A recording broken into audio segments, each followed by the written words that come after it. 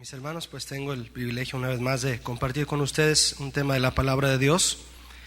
Yo he estado compartiendo con ustedes temas referentes a una serie que titulé Verdaderos Cristianos en Tiempos Finales. ¿Todavía usted está consciente que estamos en tiempos finales? ¿Cuántos aquí? Amén. Y bueno, eso nos hace pensar y debemos meditar cada día que pasa y que se acerca el día del Señor.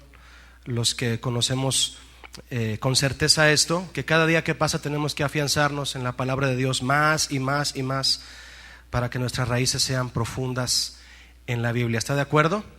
Bueno, yo quiero compartirle un tema que algunos puntos, no todos, yo los compartí en el Instituto Bíblico y quiero abrirlo ahora a ustedes para que sea el tercer tema de Verdaderos Cristianos en Tiempos Finales, y se llama Descubriendo la Apostasía.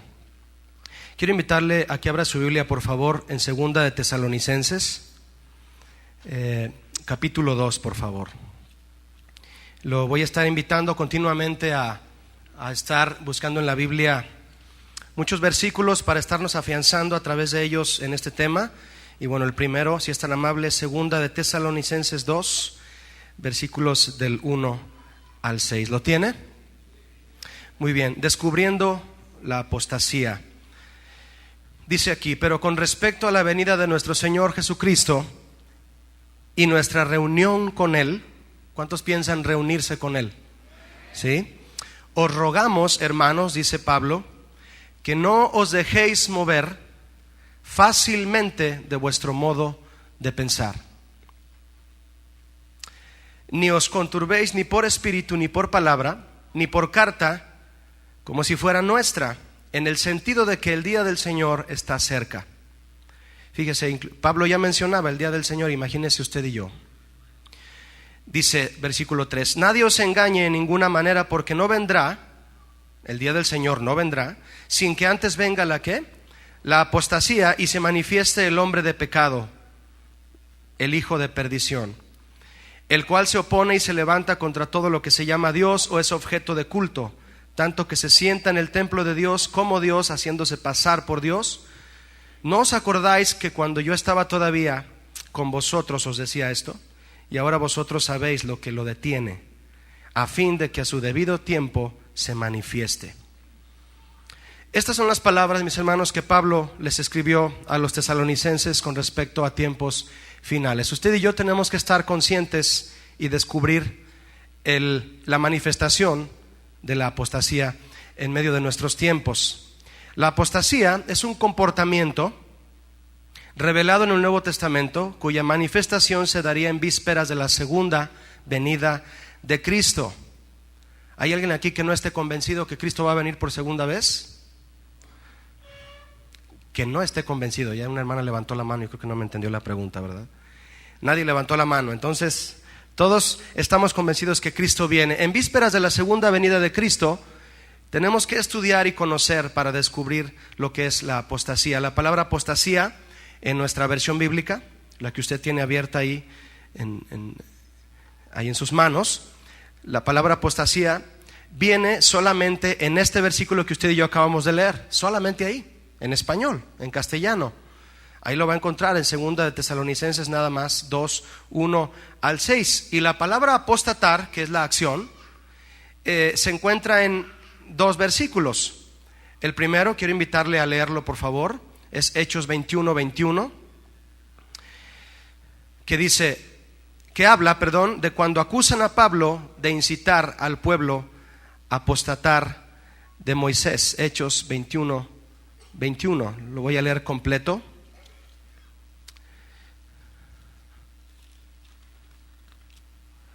Dice, pero se les ha informado en cuanto a ti, que enseñas a todos los judíos que están entre los gentiles a apostatar de Moisés, diciéndoles que no circunciden a sus hijos ni observen las costumbres. Aquí están acusando a Pablo de que incita al pueblo a apostatar. Vamos a ver lo que es apostasía, ¿verdad? Pero obviamente se está usando esta acusación en contra de Pablo de manera errónea, porque no sabían lo que quería enseñar Pablo. El caso es que esta palabra se encuentra aquí en Hechos, apostatar, y se encuentra también en Primera de Timoteo 4:1, que dice así también. Primera de Timoteo 4:1 dice: pero el Espíritu dice claramente. ¿Cuál Espíritu? El Espíritu Santo, que en los postreros tiempos. Si dice aquí, mi hermano, postreros tiempos, ¿de cuáles tiempos está hablando? De estos tiempos, ¿verdad? Que en los postreros tiempos, algunos apostatarán de la fe, escuchando a espíritus engañadores y a doctrinas de demonios. ¿Qué significa apostasía? Para no seguir más adelante sin que usted y yo lo sepamos. Apostasía es un término técnico usado en la política del idioma griego en aquel entonces, el griego clásico, y ellos decían apostasía, y de esa manera misma se escribe en castellano, traducido del griego directo, así se escribe, apostasía, con S. Y era un término que transcrito al español se escribe igual, se dice igual, apostasía, y significa rebelión contra el poder gubernamental, sea el rey o la patria. Es decir, si alguien se rebelaba en contra del rey o del gobernador en Grecia, le decían apóstata. ¿Me expliqué? Apostasía era rebelarse en contra de las leyes y del gobierno. Por lo tanto, era una palabra griega que usó Pablo para implementarla en una enseñanza espiritual y en algo profético que sucedería en nuestros tiempos. En los escritos de Pablo, en 2 Tesalonicenses 2:3, que fue lo que leímos al principio, la palabra apostasía en su original significado significa deserción de la verdad. Desertar de la verdad, dejar la verdad una vez después de haberla conocido. Y esta a su vez es una palabra derivada de apostación, que significa algo que separa, de separar. Divorcio significa carta de divorcio, eso significa apostación, de ahí viene la palabra divorcio. Estas definiciones nos hablan de una renuncia total a la palabra de Dios. Renuncia total. Entonces, sabiendo entonces lo que significa apostasía, y por el simple hecho de estar en este lugar usted y yo, podríamos pensar que la apostasía no es una amenaza para nosotros, o más bien podría decir, no es una amenaza para algunos de nosotros. La manifestación de la apostasía ha estado presente a lo largo de la historia en Israel, pero revelada en otro término diferente. Es decir, si usted busca la palabra apostasía en el Antiguo Testamento, no la va a encontrar en su Biblia en español. ¿Cómo entonces encontramos este comportamiento en el Antiguo Testamento? Lo encontramos por razón de una actitud que podemos ver en hombres que renunciaron a obedecer a Dios. La palabra hebrea que se relaciona con apostasía en el Antiguo Testamento es la palabra mered, que significa rebelarse. Rebelión, y señala en sentido amplio rebelión contra Dios, es decir, no obedecerlo. ¿Qué era la apostasía para los griegos? Rebelarse hacia el gobernador. ¿Qué es apostasía en la Biblia? Rebelarse en contra de Dios. Si usted busca la palabra rebelión en una concordancia, usted va a encontrar un sinnúmero de versículos en el Antiguo Testamento con historias de personajes en la Biblia, obviamente, bíblicos, que se rebelaron contra Dios. Y esa fue la manifestación de la apostasía, que fue rebelión contra Dios. ¿Qué es rebelión, mis hermanos? Para profundizar más en esto, rebelión significa que habiendo mandatos y reglas para nuestro cuidado, ¿cuántos saben que las reglas son para nuestro bien? Y el que osa romperlas, pues está buscando un mal, ¿verdad? Pero habiendo reglas y mandatos para nuestro cuidado y beneficio, preferimos hacer las cosas a nuestra manera, evadiendo toda autoridad y teniendo como un único interés el propio. Eso es rebelión. Es interesante, déjeme decirle, que la Biblia marca como una etapa constante de rebeldía en el pueblo de Israel cuando fueron llevados de Egipto a la tierra prometida, en el desierto. Fue una etapa constante de rebeldía. La etapa precisamente donde Dios quería probarles. Escúchelo bien, La etapa de rebeldía fue donde Dios quería probarles. Cuando Dios probó a su pueblo fue cuando más rebelde se portó. Para ver lo que había en su corazón los probó, dice Deuteronomio 8:2, ¿verdad? Te llevé al desierto para ver qué les dijo Dios, lo que había en tu corazón. En el tiempo de prueba se manifestaba la rebeldía en Israel. en el tiempo de prueba se regresaban a Egipto. Yo creo que usted me va siguiendo en esta secuencia que llevamos, en donde se comienza a manifestar las raíces de rebelión y de apostasía. En el tiempo de la prueba, la rebelión suele ser la antesala de la apostasía. Y le quiero hacer una pregunta. Una persona que comete apostasía, ¿lo hace antes de haberse encontrado con Dios o después de haberse encontrado con Dios? Después. Alguien que no se ha encontrado con Dios no puede ser un apóstata, ¿verdad? Eso es lógico. Eso es obvio. Una conclusión de esta fase del tema y una reflexión también, porque es necesario. Escúcheme, por favor. Mire, sabemos entonces lo que es la apostasía a la luz de la Biblia: desertar de la verdad, rebelarse en contra de Dios, llegar a un punto en el que alguien dice: no más seguir a Dios y me vuelvo atrás. Sabemos que eso es la apostasía, pero sabemos también que toda persona que ha experimentado nacer de nuevo en Cristo, entenderá que el tema de la apostasía tiene una perspectiva diferente para usted que ha nacido de nuevo, diferente a una persona que no ha decidido vivir para Cristo. ¿Me expliqué? ¿Sí o no? Estoy aclarándole en este momento del tema, le estoy aclarando que escuchar de la apostasía, para usted que ha decidido darle su vida a Cristo y ser ferviente y por ser nacido de nuevo, usted va a tener una perspectiva diferente de este tema que alguien que no se ha decidido a dar su vida a Dios. ¿Me expliqué? Entonces puedo seguir adelante, ¿de acuerdo? Porque muchos me pueden preguntar: Julio, ¿por qué hablas de un tema de este tipo a gente que es nacida de nuevo? Bueno, si eres nacido de nuevo, nos cae muy bien saber más de la palabra de Dios para ayudar a otros, ¿verdad? Pero si no soy nacido de nuevo, pues Dios me quiere alertar a que descubra a tiempo la apostasía, ¿de acuerdo?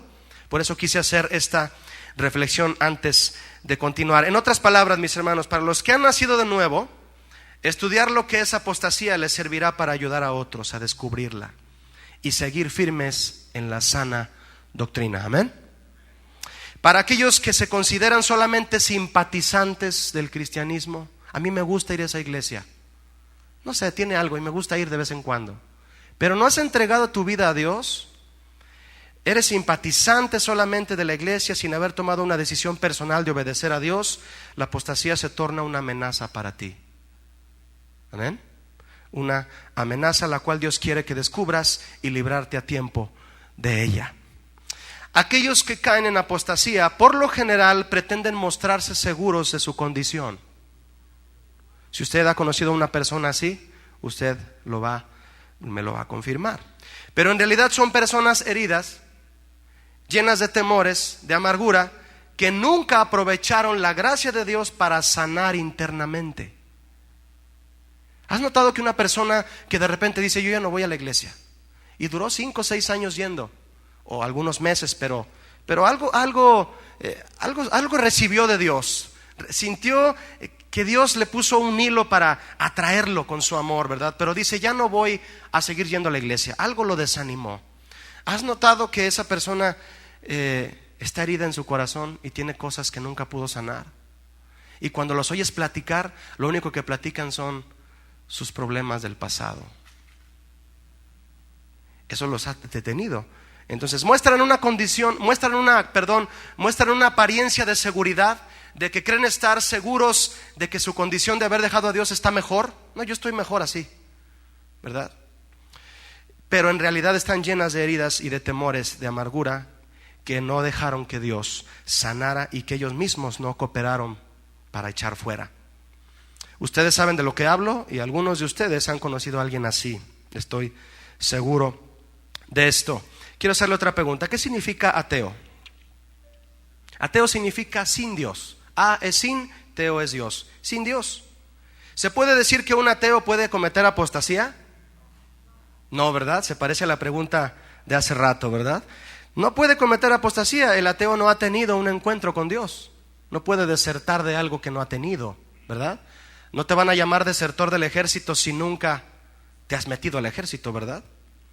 Cuando viene ese encuentro con Dios, al que todos estamos siendo invitados, y esta noche los que vienen por primera vez están aquí porque los invitó alguien, pero yo quiero decirte que Dios fue quien permitió que vinieras con un propósito. Y la palabra de Dios puede hacer algo en tu corazón para que seas librado de todas las amenazas de los últimos tiempos. Y Dios en su palabra siempre nos advierte. Hay un salmo que dice que el que está en comunión con Dios sabe a tiempo dónde hay un pozo y le da la vuelta. ¿Amén? Lo parafraseé, pero me gusta entenderlo así para explicarlo. Se oye bien parafraseado, ¿verdad? Y cuando tú vienes a este encuentro con Dios, a esta invitación donde Dios nos da la oportunidad de salvación y de nacer de nuevo, Dios nos lleva por un proceso. Déjame explicarte este proceso. El primer paso del proceso es que creemos en Dios. Si yo les digo cuántos creen en Dios, estoy seguro que todos van a levantar la mano. Todos. Pero ¿qué tal si yo te preguntara, ¿le crees a Dios? Es diferente la pregunta, ¿verdad? Todos sabemos que dice Juan 3:16, tanto amó Dios al mundo que dio a su Hijo unigénito para que todo aquel cree, ¿verdad?, no se pierda, mas tenga vida eterna. Usted y yo, si hemos profesado que somos cristianos, debemos de diferenciarnos de los que creen en Dios solamente en que nosotros le creemos a Dios, ¿verdad?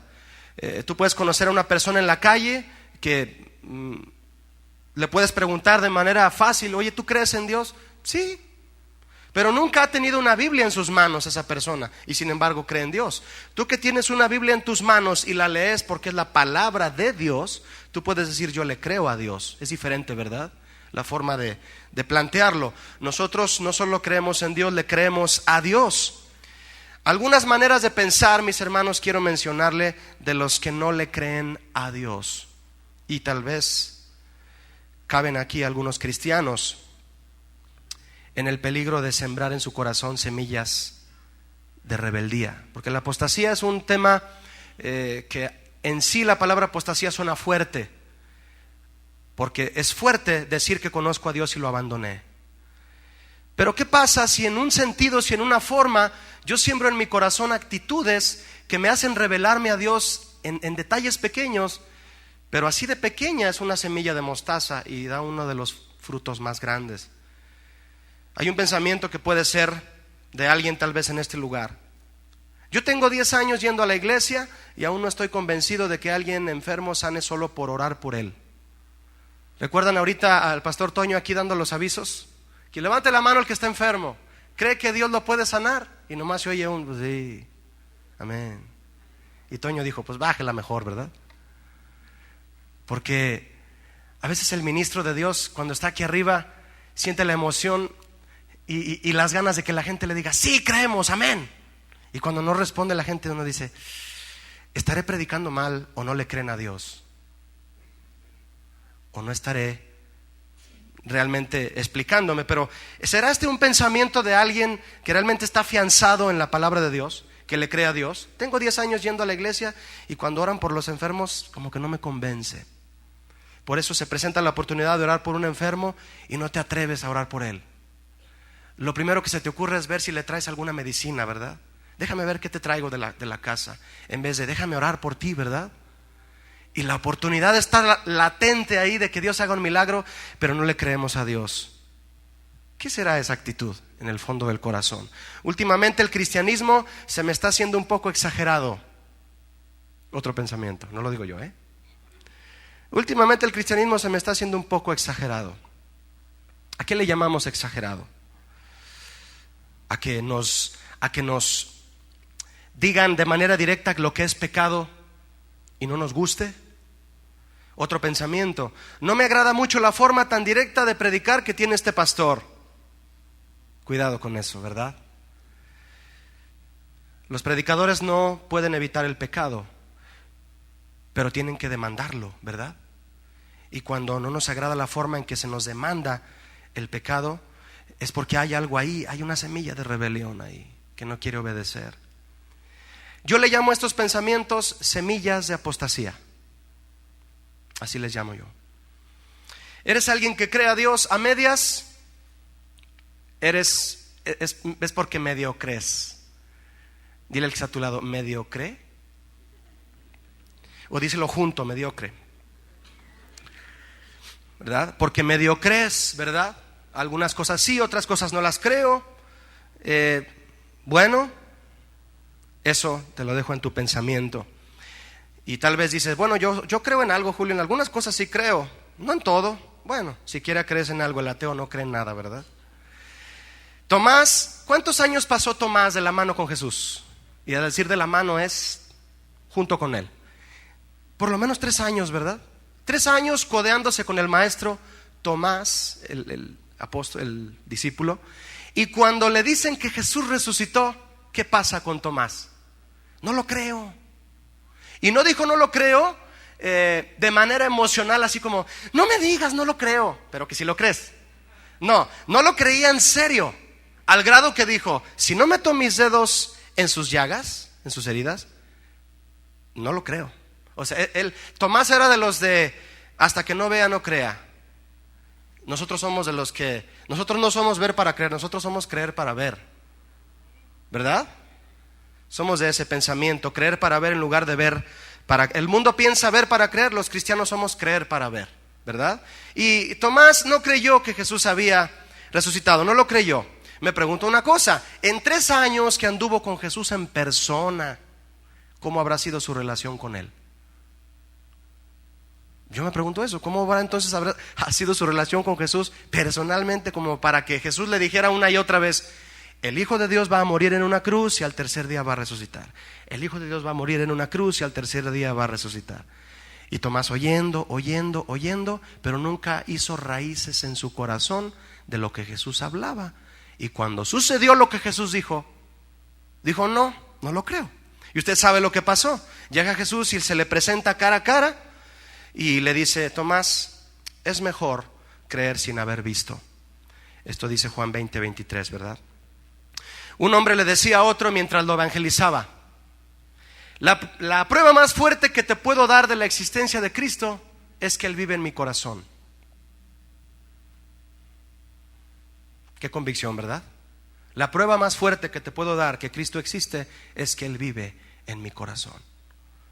Eso es convicción, ¿verdad? Eso es certeza de dónde están tus raíces. Hay una pregunta que para algunos es común, para otros es retadora, para otros es absurda. Y esa pregunta es, ¿conoces a Dios? Dile al que está a tu lado, ¿conoces a Dios? Y si no trae su Biblia en la mano, no lo conoce. ¿Conoces a Dios? A Jesucristo, claro, ¿verdad? Conocerle a Dios, mis hermanos, el segundo paso en el proceso de venir ante Dios y conocerle antes de que sucediera algo como la apostasía. Nos permite conocerle el Señor, conocer a Dios, conocer la Biblia. ¿Cuántos saben que a través de este libro conocemos a Dios? Hay quienes, y yo no lo dudo, han visto, han tenido visiones de parte de Dios, visiones celestiales. Dios las promete en su palabra, ¿verdad? Pero la manera más didáctica, específica, es leer la palabra de Dios para conocer a Dios. Conocer a Dios nos hace estar firmes en nuestras convicciones, y esas convicciones firmes no las puede derribar la apostasía, mucho menos un simple desánimo. Mucha gente no vino al servicio hoy por desánimo. Y no hay por qué permitir que el desánimo derribe nuestras convicciones si están fortalecidas en la palabra de Dios. Dice Deuteronomio 29:26, no lo abra, yo se lo leo. Y fueron y sirvieron a dioses ajenos, dice el Señor. Israel fue y sirvió a dioses ajenos y se inclinó a ellos, dioses que no conocías, Israel, y que ninguna cosa te habían dado. Esto me ilustra a todos aquellos que van en pos de doctrinas prometedoras de cosas materiales, y como no están listos para recibir esas promesas, y no es así como Dios funciona para proveerlas, se desaniman por no obtenerlas y desertan. Yo he escuchado personas, he conocido personas que por haber estado en iglesias en donde se predica constantemente la prosperidad y no saben hablar de otra cosa, por estar confesando que Dios les daba una casa y un carro y nunca les llegó, se fueron de la iglesia. Fíjese cómo puede llegar, y lo vamos a ver un poco más adelante, cómo puede llegar la rebelión al corazón de un creyente por haber sido mal enseñado. Y de eso vamos a hablar más adelante. Y a dioses ajenos que no conocían, les dijo el Señor a Israel, fueron a adorar a dioses ajenos que ni siquiera conocían. Hechos 9:31, ese sí lo invito por favor a que lo abra conmigo si es tan amable. Hechos 9:31, estoy en la parte de fortalecer nuestras convicciones por razón de que conocemos a Dios. Hechos 9:31, ¿lo tiene? Dice aquí: entonces las iglesias tenían paz por toda Judea, Galilea y Samaria, y eran edificadas andando en el temor del Señor, y se acrecentaban, ¿cómo? Fortalecidas por el Espíritu Santo. La manera en que le hacemos frente a la incredulidad que ha asediado a muchos en estos últimos tiempos, y nosotros tenemos que llevarlos a la fortaleza. Y dice aquí que a través de la fuerza del Espíritu Santo eran fortalecidos en sus convicciones para no dejarse llevar por ningún tipo de desánimo, mucho menos por una amenaza como lo es la rebelión de la apostasía. Mis hermanos, lo que nos define como nacidos de nuevo, o una de las cosas importantes que nos define como nacidos de nuevo, es que le obedecemos a Dios inmediatamente. ¿Cuántos están de acuerdo conmigo? No hacemos desidia. ¿Hace Dios desidia para perdonarte? No. Casi antes de que te postras ahí donde está tu cama o una silla, ya sientes el abrazo de Dios, ¿sí o no? Dios no tiene desidia para perdonarnos. Los que tenemos desidia para obedecerle somos nosotros muchas veces. Es un rasgo de los que hemos nacido de nuevo. Yo quiero comportarme así, por eso me incluyo, que le obedecemos a Dios de manera inmediata. Y precisamente el que es decidioso es el que está propenso a desanimarse y a desertar. ¿Me expliqué? El que está decidioso a entregar su vida a Dios en obediencia es el que está más propenso a desanimarse y a desertar. El tercer paso es decidir obedecerle a Dios, precisamente. Dice Isaías 55: buscad a Jehová mientras pueda ser hallado. Digo conmigo, mientras puedas hallarlo, búscalo. Puedes hallarlo ahora. Es una oportunidad de oro estar en una reunión como esta, ¿verdad? Para los que ya somos cristianos y para los que vienen por primera vez, quiero recordarte, es una oportunidad de oro, que tú aproveches ese tiempo para decirle a Dios: Señor, hoy quiero obedecerte. Hoy quiero tomar una decisión de obedecerte. Llamadle en tanto que está cercano. Dios está cercano para escucharnos, decirle: quiero seguirte desde hoy, Señor. Dios nos habla a todos de diferente manera. Si tú me vienes al final y me dices: Julio, a mí Dios nunca me habla, pues es que nunca has leído la Biblia. Amén. O nunca te has sacado la cerilla de los oídos, ¿verdad? Porque Dios susurra al oído y habla, ¿verdad, Adrián? Adrián es una persona que sabe a lo que me refiero. Dios nos habla a todos, y obedecerle pronto genera en nosotros el carácter de Cristo, y esa es el arma más poderosa en contra de la apostasía. Dios no es decidioso para perdonar, pero tampoco será decidioso para juzgar un día. Él tiene un día en el que va a decir: no te puedo perdonar, te voy a tener que juzgar. No sabemos cuándo llegue ese día, pero sabemos que va a llegar, y eso nos hace estar alertas hoy. Amén. Nos puede juzgar un día a los que no se decidan a obedecerle ahora. Mis hermanos, razones por las cuales se cae en apostasía. ¿Quiere verlas conmigo? La primera es la dureza del corazón. Los fariseos, al escuchar hablar a Jesús, le decían: ¿dura es esta qué? Palabra. Le decían a Jesús: qué duro es lo que nos hablas. ¿Quién la cumplirá? Pero si yo parafraseara esto que sucedió entre los fariseos y Jesús, tal vez Jesús les hubiera respondido: no, dura no es esta palabra, duro está tu corazón. Amén. Dura no es la palabra de Dios, duro es nuestro corazón. Hay un salmo precioso que es el 119, que dice: cuán dulces son a mi ser, ¿qué? Tus palabras, a mi paladar como miel. Alguien que se deleita en la palabra de Dios, como dice el Salmo 1, es un deleite, valga la redundancia, meditar en ella. Pero los fariseos decían: dura es esta palabra. No, duro está su corazón. Más bien, ¿verdad? Decirlo así. Esta apostasía en los tiempos de Jesús fue de la gente hacia Jesús en persona. Ve conmigo, si eres tan amable, a Juan capítulo 6, por favor. Vamos a ver cómo calificó Jesús este comportamiento.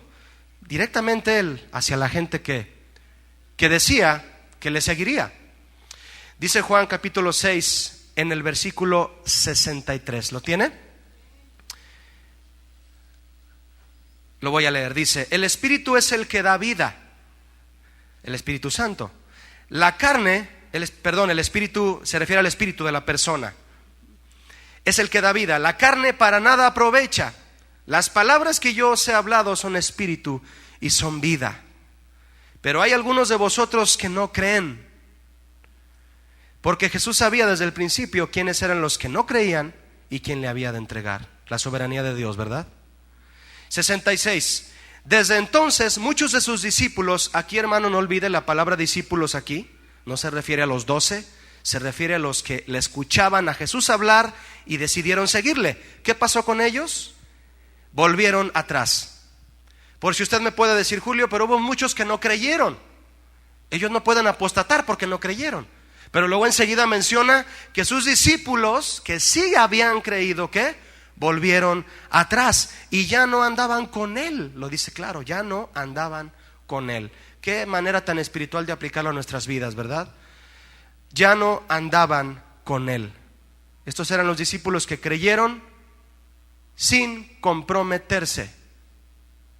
¿Cuántos saben que creer conlleva comprometerse con Dios? ¿Está de acuerdo? Sin compromiso, mis hermanos, no hay cristianismo verdadero. Y menos en estos tiempos finales, en donde volteas para acá y eres atacado por el enemigo. Volteas para acá y eres tentado. Volteas para enfrente, volteas para atrás y Satanás no deja de rodearte. En estos últimos tiempos así está la situación, y si no nos comprometemos, quedamos propensos. Una pregunta que he hecho en otra ocasión: ¿tú amoldas tu vida a la Biblia o amoldas la Biblia a tu vida? ¿Cuántos han hecho una gelatina? La gelatina toma la forma que se le antoja o la forma del molde. La forma del molde. No entra en el molde y le dice: a mí no me vas a formar, a mí no me vas a mangonear, ¿verdad? Yo voy a tomar la forma que yo quiera, molde. Dios tiene un molde perfecto para cada uno de nosotros, ¿verdad? Un plan perfecto. Y el plan de Dios para cada uno de nosotros es un molde que está, todo va a lo mismo, que es su imagen perfecta de Él. Y cuando nos rehusamos como esta gelatina, que no existe, hacemos la Biblia a nuestra vida. Yo no quiero que la Biblia se amolde a mi vida, yo quiero amoldar mi vida a la Biblia, ¿de acuerdo? Verso 67, donde tienes abierto tu Biblia, dice: dijo entonces Jesús a los 12: ¿queréis acaso iros también vosotros? Qué buena pregunta, ¿verdad? ¿Qué respondería usted? Para nada, dice la hermana, ¿verdad? 68, le respondió Simón Pedro, lleno del Espíritu Santo, ¿verdad? Señor, ¿a quién iremos? Si tú tienes palabras de vida eterna. Y nosotros hemos creído y conocemos, diga conmigo, conocemos. Andaban con Él, mi hermano, andaban para todos lados con Jesús. Por eso le conocían. Conocían que Él era el Cristo, el ungido, el Hijo del Dios viviente. Eso es la raíz más profunda que un cristiano tiene para afianzarse en los últimos tiempos. Amén. Mis hermanos, razón número 2 por las cuales se cae en apostasía. La primera fue dureza de corazón. No penetra la palabra de Dios. Número 2, engaño de falsos profetas y falsos maestros. Ve conmigo por favor a Segunda de Pedro. Segunda de Pedro. Engaño de falsos profetas y falsos maestros. Cuando tú leas con más calma, en forma de estudio, yo te invito a hacerlo, la segunda carta de Pedro, tú te vas a dar cuenta el énfasis tan especial que le da Pedro al engaño que se cumpliría en estos últimos tiempos. Y dentro de este engaño traído a la iglesia misma por falsos profetas y falsos maestros, hay 3 tipos de engaño. Yo pude leer aquí en Segunda de Pedro 3 formas en las que se manifestó en lo que Pedro escribió y se está manifestando ahora. 3 formas en las que se manifestó el engaño a través de hombres que predican falsamente la palabra. El primer tipo es los que enseñan herejías e ideas humanas que sustituyen al Espíritu Santo. Mis hermanos, todo se mueve en la iglesia hoy, menos el Espíritu Santo. Se mueven técnicas de mercado, se mueven ideas humanas, se mueve motivación, Hay más motivadores que predicadores. Se tornan en ese comportamiento, porque como eso llena iglesias, hay que motivar a la iglesia, hay que decirle que tienen un campeón adentro, ¿verdad? Aunque no tengan a Cristo, que saquen el campeón que tienen dentro y Cristo después, que lo inviten después, ¿verdad? Prácticamente. Ideas humanas que sustituyen al Espíritu Santo y confunden a los recién convertidos. Como dice en la profecía del libro de Joel, se comen a los corderos del rebaño, a las ovejas tiernas se las come el lobo, ¿verdad? Confunden a los recién convertidos. Segunda de Pedro 2, versículo 1. Pero hubo también falsos profetas entre el pueblo, como habrá entre vosotros falsos, ¿qué? Maestros que introducirán encubiertamente herejías destructoras. Herejía es una enseñanza completamente contraria a la doctrina bíblica y algo que destruye. Y dice, y continúa diciendo, y aún negarán al Señor que los rescató. Este fenómeno se está dando hoy en día, mis hermanos. El pastor Olivares nos ha predicado hasta el cansancio de esto, ¿verdad? Dice, y aún negarán al Señor que los rescató, atrayendo sobre sí mismos destrucción repentina. ¿Qué significa repentina, mi hermano? La gente no se da cuenta cuando ya está la destrucción a la puerta y vuelven atrás. Destrucción repentina. Y antes de leer el versículo 2, déjeme decirle que estas herejías de falsos maestros son como trampas de apostasía. Verso 2. Y muchos seguirán sus disoluciones. ¿De quién? De esos falsos maestros, por causa de los cuales el camino de la verdad será ¿qué? Blasfemado. Otra definición de apostasía. Para que alguien, mis hermanos, se ponga a blasfemar del camino de la verdad, para que alguien se ponga a blasfemar en contra de Dios, es porque le causaron un daño muy severo. ¿Me explico? Alguien lo engañó, pero feo, y se desanimó por no haber estado arraigado en la palabra de Dios y comienza a blasfemar del camino de Dios. Alguien que blasfema contra Dios es porque el daño fue severo y hay que sanar. Dios no tiene la culpa. Número 2, o segundo tipo del engaño de los falsos profetas y maestros, es los que son fraudulentos. Déjeme decirle por qué fraudulentos, porque hay una palabra clave que yo le quiero invitar a leer. Vaya al capítulo 3, ahí donde está usted, segunda de Pedro 3, verso 15, ¿lo tiene? Amén. Dice, y tened entendido que la paciencia de nuestro Señor es para salvación. Paciencia, mis hermanos. ¿Se necesita paciencia para seguir adelante? Es esencial, ¿verdad? Dice ahí también, como también nuestro amado hermano Pablo, según la sabiduría que le ha sido dada, os ha escrito. Y fíjese usted lo que dice el verso 16. Casi en todas sus epístolas, hablando en ellas de estas cosas, entre las cuales hay algunas difíciles ¿de qué? De entender. ¿Cuántos saben que necesitamos a hombres de Dios que estudien, reciban revelación de Dios y nos sea enseñado? ¿Cuántos reciben de el liderazgo que se para aquí? Los que han predicado aquí, yo estoy escuchando a veces abajo y digo, eso yo no lo entendía. Eso, estamos continuamente aprendiendo, ¿verdad? Y dice aquí Pedro que en las cartas de Pablo había cosas difíciles de entender. De esas cosas difíciles, mis hermanos, de eso se agarran los falsos maestros para engañar. Por eso tú tienes responsabilidad de estudiar también. Continúa diciendo, las cuales los indoctos e inconstantes tuercen, como también las otras escrituras, para su propia perdición. 17. Así que vosotros, oh amados, sabiéndolo de antemano. ¿Qué significa eso? Dígame usted, por favor. Sabiéndolo de antemano, prepárate. Descubre a tiempo lo que viene, para que no te llegue repentinamente en la destrucción, ¿verdad? Dice, sabiendo de antemano. ¿En qué versículo estoy? En el 17. Me perdí aquí en la hoja. Vosotros, oh amados, sabiéndolo de antemano, guardaos, no sea que arrastrados por el error, diga conmigo error, de los inicuos, caigáis de vuestra firmeza. ¿Lo subraya usted? ¿Caigáis de qué? De vuestra firmeza, rebelión, desertar, volver atrás. Eso es caer de tu firmeza. ¿Creías estar firme? Hay que cuidar eso, ¿verdad? La palabra error aquí, mis hermanos, tiene un significado muy especial. Tú podrías pensar, error, Julio, pues yo entiendo lo que es un error. Es una equivocación. pero en el griego significa plane, que significa fraude, engaño, y viene de una raíz que se llama planos, alguien que planea, alguien que organiza algo, y de ahí proviene la palabra vagabundear e impostor. Impostor. Alguien que se desanima y vuelve atrás pudo haber sido por el engaño de un falso profeta o maestro, impostor. De esos abundan, ¿verdad? Y hay que cuidarnos, mis hermanos. Gente a quien le hicieron un fraude, y si tú estás aquí y alguien te cometió un fraude, alguien te hizo un fraude a ti de algo, inclusive de dinero, y te desanimas por no haber sido bien alimentado en la palabra de Dios, te desanimas porque no había fundamento.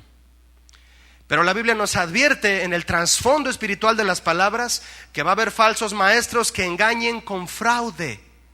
Cientos de predicadores que aprovechan la plataforma para pedirle a la gente dinero, ¿verdad? Para hacer planes con la gente. Hombres que se atreven a hacer colectas en las iglesias prometiendo que construirán una iglesia más grande y al rato los ves en carros del año, ¿verdad? Dinero que no provino realmente de un salario bíblicamente, ¿verdad? Bíblico, sino que vino de un fraude, y de esto se está refiriendo el apóstol Pedro. Y continúa diciendo, ve conmigo un poquito arriba, segunda de Pedro 2:14. Pedro los compara con la actitud de Balaam. Dice segunda de Pedro 2:14: tienen los ojos llenos de adulterio, no se sacian de pecar, seducen a las almas inconstantes. ¿Te fijas a quién buscan, mi hermano, los maestros falsos? ¿A quién buscan? ¿A las almas qué? Inconstantes. El hombre de doble ánimo es inconstante ¿en qué? En todos sus caminos, y es la presa fácil para un falso profeta, ¿verdad? Dice, seducen a las almas inconstantes, tienen el corazón habituado a la ¿qué? A la codicia. La codicia, mis hermanos, tiene una connotación obviamente de desear desenfrenadamente el dinero, y son hijos de maldición. Han dejado el camino recto, que se refiere al cristianismo, y se han extraviado siguiendo el camino ¿de quién? De Balaam, hijo de Beor, el cual amó el premio de la maldad. ¿Por qué dice que Balaam amó el premio de la maldad?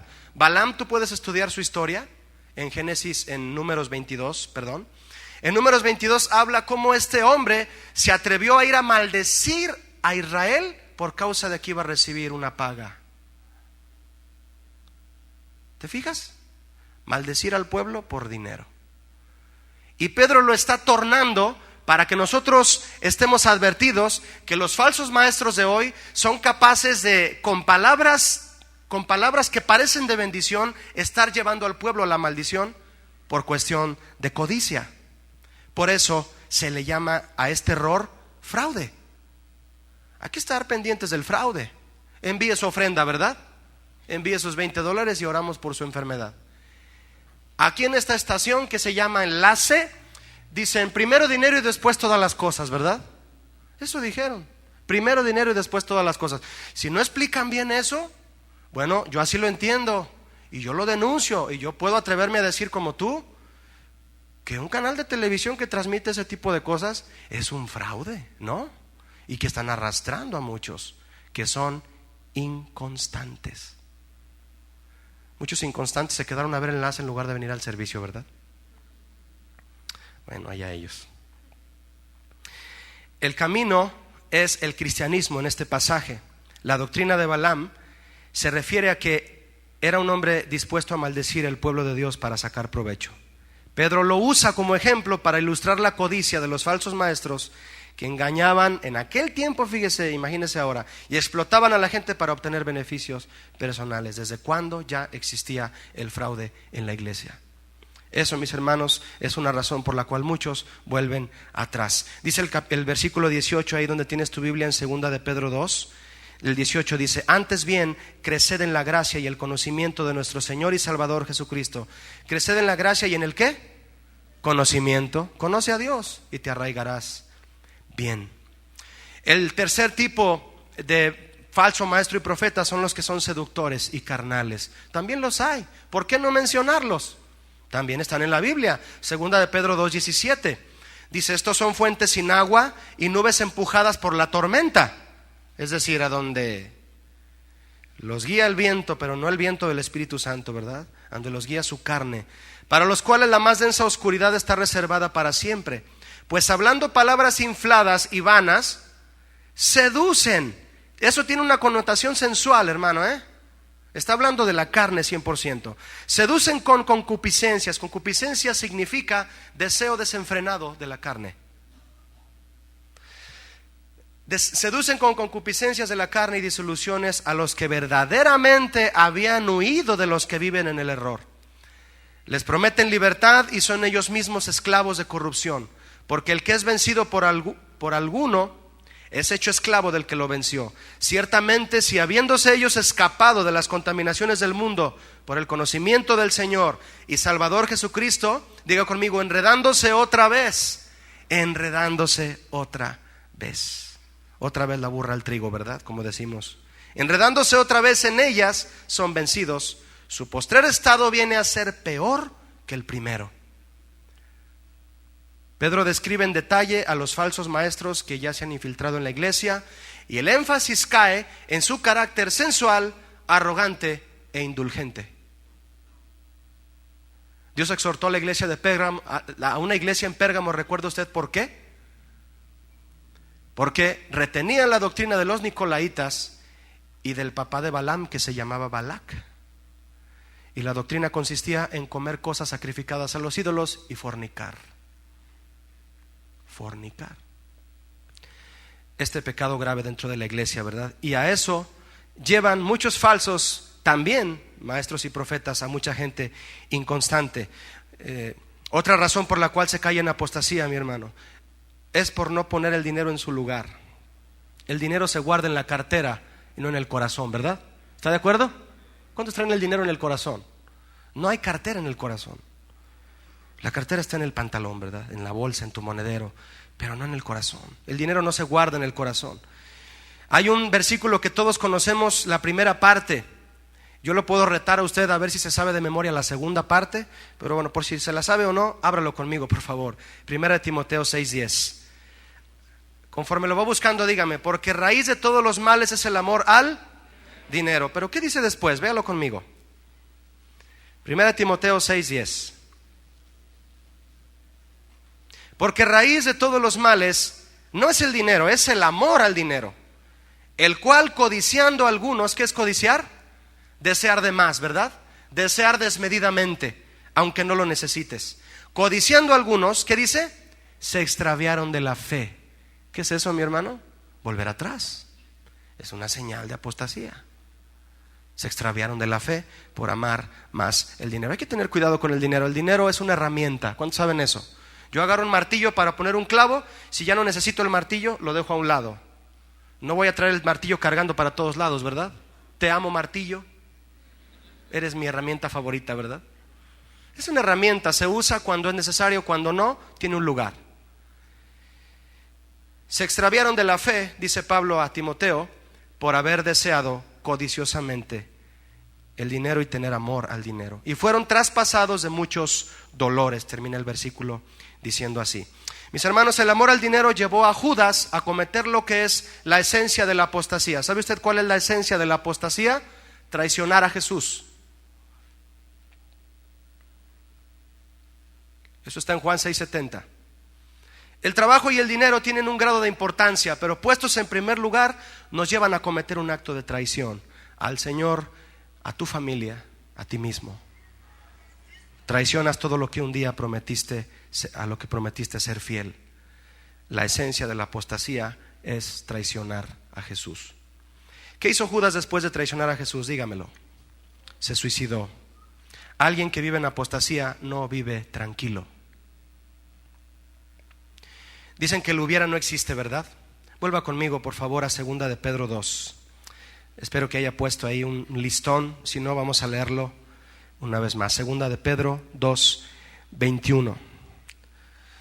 ¿Ustedes de los que piensan que el hubiera no existe? Dice 2 de Pedro 2, 21. Porque mejor les hubiera sido no haber conocido el camino de la justicia, que después de haberlo conocido, ¿qué? Volverse atrás. Que esto nos sirva de retroalimentación, ¿verdad? Volverse atrás del santo mandamiento que les fue dado. Pero les ha acontecido lo del verdadero proverbio: el perro vuelve a su vómito y la puerca lavada a revolcarse en el cieno. Mejor les hubiera sido no haber conocido. Mejor te hubieras quedado ateo que conocer y luego abandonar. Hay una advertencia aquí de parte de Dios y estamos a tiempo, ¿verdad? Siempre Dios tiene esa calidad de amor para con nosotros. ¿Cómo se detiene la amenaza de la apostasía? Mi hermano, le quiero mencionar algunas formas. La primera es pedir al Señor que haga de nuestro corazón una buena tierra. Cuando Jesús hablaba de la parábola del sembrador, dijo: la semilla cae en esta tierra, la semilla cae en piedras, la semilla cae junto al camino. Y comenzó a interpretar qué significaba, les interpretó a los discípulos qué significaba que la semilla, que es la palabra de Dios, caía aquí, aquí, aquí o aquí. Y en esa parábola dice Lucas 8:15: mas la que cayó en buena tierra, me gusta esas dos palabras. Estos son los que con corazón bueno y recto retienen la palabra oída y dan fruto con perseverancia. Fíjate cuál va a ser la palabra clave aquí en estas 4 formas que vamos a ver de cómo detener la amenaza de la apostasía. Tú vas a encontrar junto conmigo una palabra que es común aquí. Retienen la palabra oída y dan fruto con perseverancia. Mis hermanos, hay que pedir al Señor que nos dé un corazón que sea buena tierra. ¿Cuántos quieren hacerlo esta noche? ¿Ven? Que seamos buena tierra. Número 2, estoy terminando. Retén la doctrina apostólica, el verdadero evangelio, ¿verdad? Segunda de Tesalonicenses 2:15 dice: así que, hermanos, estad firmes. Di conmigo, firmes. Y retened la doctrina que habéis aprendido, sea por palabra o por carta nuestra. ¿Qué palabra llevamos aquí en común? Retener, ¿verdad? Retener. Retén lo que tienes y que ninguno quite tu corona, ¿verdad? Así que debemos retener la doctrina de los apóstoles que realmente caminaron con Jesús. No los apóstoles que se autonombran hoy en día, ¿verdad? Te dan una tarjetita y dice: y apóstol fulano, ¿verdad, Adrián? Y nunca han estado en la cárcel, nunca los han apedreado. Bueno, si alguien llega y te dice: yo soy apóstol, bueno, ven, te vamos a meterte a la cárcel y te vamos a latigar como a Pablo. Y si aguantas esos latigazos, entonces eres apóstol. A ver, enséñame las marcas de tu espalda, a ver si eres apóstol. Decía el hermano Pablo Hunter: si él es apóstol, yo soy el arcángel Gabriel. Número 3, para detener la amenaza de la apostasía, hay que exhortarnos unos a otros a la firmeza espiritual. Tú puedes llegar a tu casa ahorita al final del servicio y recordar a alguien que ya no viene o que tiene 3 semanas sin venir y decirle: oye, ¿qué pasó? ¿Por qué no has ido a la iglesia? No, pues es que he tenido unos problemas con mi esposa. Pues hay unas enseñanzas para matrimonios, ¿por qué no vas? ¿O cuándo platicamos? ¿Por qué no has venido? Exhortándonos unos a otros. Dice Hebreos 3:12. Ábrelo conmigo, por favor. Hebreos 3:12. Dice: mirad, hermanos, que no haya en ninguno de vosotros corazón malo de incredulidad para apartarse del Dios vivo. ¿Lo puedes leer conmigo una vez más? Hebreos 3:12. Mirad, hermanos, que no haya en ninguno de vosotros corazón malo de incredulidad para apartarse del Dios vivo. Antes exhortaos. ¿Qué es exhortar, mi hermano? Regáñalo con un corazón lleno de amor y de ánimo para que regrese a los caminos de Dios. Antes exhortaos los unos a los otros cada día, entre tanto que se dice, ¿cuándo? Hoy. No lo diga varias veces. Hoy. Para que ninguno de vosotros se endurezca. ¿Vio cómo sucede que nos endurecemos? Por el engaño ¿de qué? Del pecado. La persona que está endurecida, mi hermano, es porque está engañado. No es una condición en la que Dios te creó así. Dios no te creó con un corazón duro. Lo que te endureció el corazón fue el engaño del pecado, dice la Biblia, ¿verdad? Porque somos hechos participantes de Cristo, con tal que, una vez más, dilo conmigo en voz alta, retengamos firme hasta el fin nuestra confianza. ¿De dónde? Del principio. Por eso Dios quiere restaurar. Restaurar es volver a la situación del principio. Busca a aquel que ya no viene y dile: te exhorto a que no seas incrédulo, porque te puedes apartar del Dios vivo. Retén tu confianza como al principio, como cuando tenías tu primer amor, ¿verdad? Número 4, enamórate de Dios en adoración. ¿Cuántos adoraron al Señor hace un momento aquí? Y cuando vas en tu carro, pones un disco y sigues deleitándote, ¿verdad? De la música que sabes que exalta a Dios sinceramente. La verdadera adoración, mis hermanos, trae reforma espiritual a nuestras vidas. Trae cambio espiritual. Si quieres cambiar, hay que estar en la presencia de Dios. Si no, no vas a poder cambiar. Asaf en el Salmo 73, todos lo hemos leído alguna vez. ¿Lo quieres abrir conmigo, por favor? Asaf, un cantor del reino de David, dice el versículo 2, después de que él había dicho: Señor, he visto la prosperidad de los inicuos, he visto la prosperidad de los que no te aman, y es mucha, Señor, y yo que te sirvo, mira cómo estoy. Y dice Asaf en Salmo 73, 2, en cuanto a mí, di conmigo, casi se deslizaron mis pies. Casi me rebelé, ¿verdad? Casi le reclamo a Dios, pero no. Por poco resbalaron mis pasos, dice Asaf. Verso 3, porque tuve envidia. Fíjate hasta dónde cayó un cantor del tabernáculo de David. Un hombre que profetizaba e interpretaba el cántico profético de David. Un hombre a quien David le daba sus letras y él les ponía música. Todos estamos propensos, mi hermano, al desánimo. ¿Cómo lo vamos a atacar? Es la pregunta. Y dice Asaf, porque tuve envidia de los arrogantes, viendo la prosperidad de los impíos. Mira nomás, ¿verdad? ¿Cuánto dinero tiene aquel? Y dice el verso 17, para no leerlo todo. Ve el 17, por favor.